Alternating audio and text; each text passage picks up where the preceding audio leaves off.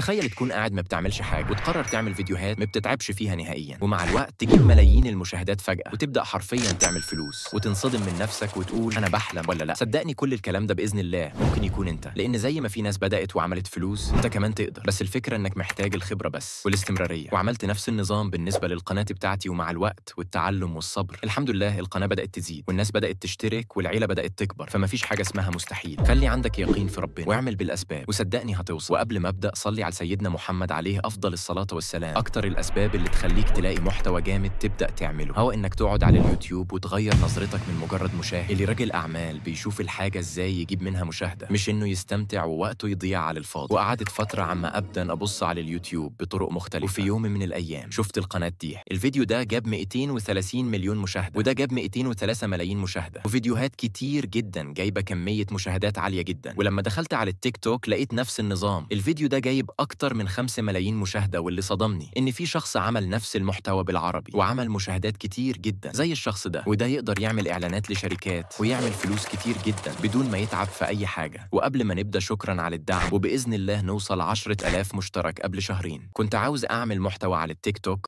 فقررت أعمل المحتوى ده بأسهل وأفضل طريقة ممكنة. ولكن عشان أعمل فيديوهات زي دي فأنا حرفياً محتاج الآف الدولارات عشان أعمل فيديو واحد زي ده. ولكن لقيت طريقة جامدة، وهي إني أخد الفيديو وأدبلجه بالعربي وأضيف شخصية كرتونية بتشرح الكلام عشان ما يكونش فيه حقوق طبع ونشر. وقعدت يوم كامل عشان أفهم هعمل الفيديو إزاي. وهي دي الطرق: أولاً أحول السكريبت الأجنبي العربي، ثانياً أحول السكريبت لصوت بالذكاء الاصطناعي مع تشكيل الكلام عشان يكون واقعي، وبعدها أعمل شخصية كرتونية بتشرح وبتتكلم. وأولاً عمل سكريبت، دخلت على الفيديو اللي عاوز اعمله ونسخت رابط الفيديو، ودخلت على الموقع ده عشان يعمل السكريبت جاهز، ونسخت الكلام وحطيته في شات جي بي تي، ومسحت الاجزاء اللي ملهاش لازمه وخليته يحوله بالعربي بالعاميه. وبعدها دخلت على الموقع ده عشان اعرف اختصارات التشكيل عشان احل مشكله النطق في بعض الحروف. وبعدها حملت الصوت. ثانيا الشخصيه، دخلت على الموقع ده وسجلت بايميل جوجل واخترت الشخصيه اللي انا عاوزها، وضغطت هنا واخترت مقاس اكبر وخليت الشخصيه صغيره. وبعدها ضغطت هنا عشان احط الصوت الخاص بالفيديو عشان الشخصيه تتكلم، وعشان احول الفيديو لصوت فدخلت على الكاب كات وعملت اخراج ولكن بالصوت بس. ورجعت للموقع وضغطت هنا وحطيت الصوت وقعدت شويه والفيديو اتعمل وحملته. واخيرا المونتاج، دخلت على الكاب كات وحطيت الفيديوهات بالترتيب وشلت الصوت الاصلي بالفيديو وحطيت الصوت اللي عملته. وعملت الحركه دي عشان اخلي الصوت احسن باني اشيل الاجزاء الصامته اللي في الصوت. وبعدها حطيت الشخصيه وشلت الخلفيه الخضراء من هنا. وبعدها حطيت الفيديو وعملت اخراج بجوده عاليه جدا. وبعدها دخلت على التيك توك وممكن تحط اي صوره بسيطة انت عاوزها، وغيرت اسم الحساب. واخيرا نزلت الفيديو وحطيت صوت من التيك توك وخليت الصوت واطي جدا. وبكده اكون عملت كل حاجة. واهم حاجة هي الاستمرارية. فالمحتوى ده وانا متأكد بنسبة كبيرة لو عملت فيديوهات كتير زي دي بانتظام الفيديوهات هتجيب مشاهدات عالية جدا. وفي الاخر شكرا جدا يا اخواتي على الدعم الاسطوري بتاعكم. وكلمة السر للفيديو ده سيرفو واحد عشان اعرف الناس اللي بتشوف الفيديو للاخر. وشكرا على المشاهدة.